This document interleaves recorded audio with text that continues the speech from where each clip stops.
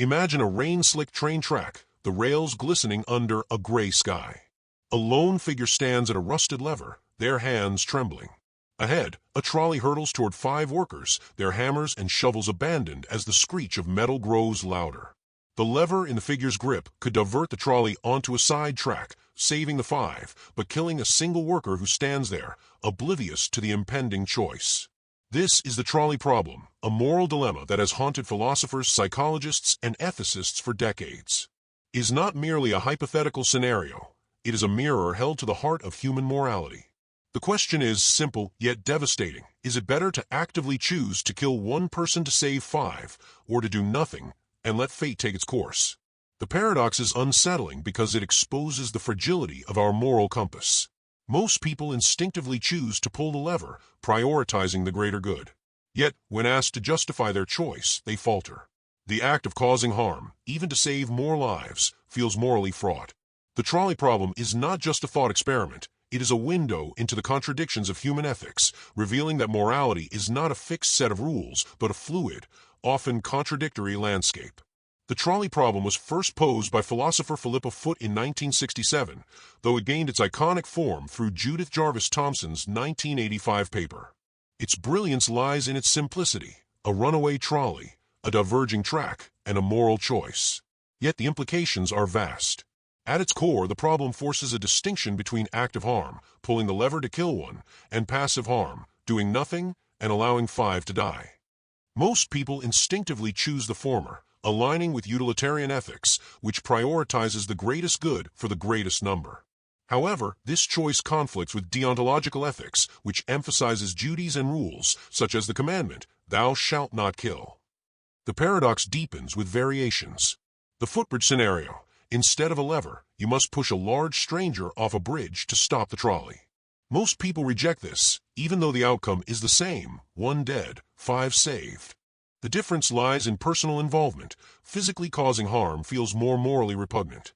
The fat man scenario. You can push a fat man onto the tracks to stop the trolley, sacrificing him to save 5. Again, most refuse, highlighting the role of empathy and personal responsibility. The transplant scenario. You can harvest organs from a healthy patient to save 5 others. Most reject this, even though the math is identical, revealing that the means of harm matter as much as the ends. These variations reveal that morality is not purely mathematical. Emotions, cultural norms, and the perceived responsibility of the actor play critical roles.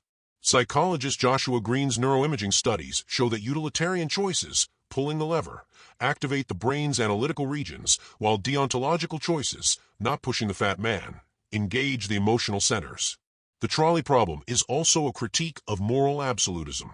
If there is no correct answer, what does that say about ethics? Is morality a set of rules to be followed, or a calculus of consequences?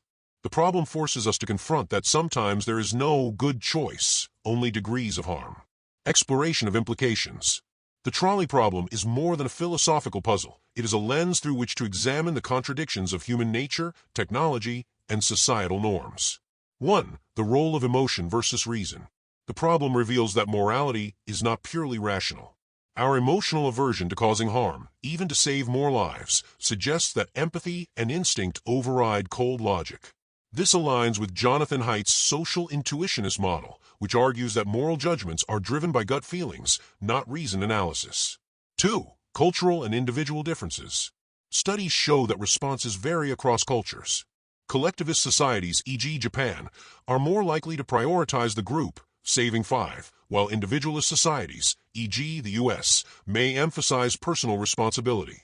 Religious beliefs also play a role. For example, those with strong prohibitions against killing may reject the lever. 3. The limits of utilitarianism.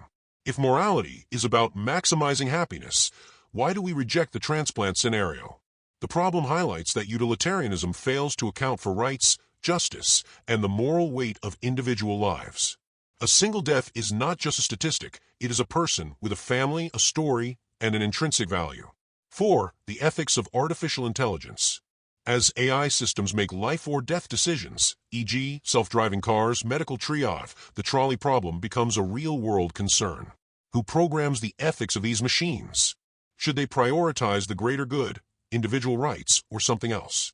If a self-driving car must choose between hitting a pedestrian or swerving into a wall, killing the passenger, how is that programmed? 5. The paradox of moral responsibility. The problem forces us to ask, who bears responsibility for harm? Pulling a lever feels less personal than pushing someone. This mirrors the bystander effect, where diffusion of responsibility reduces individual accountability. 6. The illusion of moral certainty. The trolley problem reveals that morality is not a fixed code, but a negotiation between competing values. There is no universal right answer, only trade-offs. This undermines absolutist moral frameworks, suggesting that ethics are context-dependent. 7. The role of fiction and media. The problem permeates pop culture, from The Good Place to Black Mirror, where characters grapple with moral choices under impossible circumstances. These narratives reflect our collective unease with the ambiguity of ethics. 8. The paradox of choice. The problem is a microcosm of life's moral complexity. Every decision involves trade-offs, and no choice is ever purely good. This mirrors the paradox of choice, segment 16, where too many options lead to paralysis. 9. The ethics of war and policy. Politicians and generals face trolley-like dilemmas daily.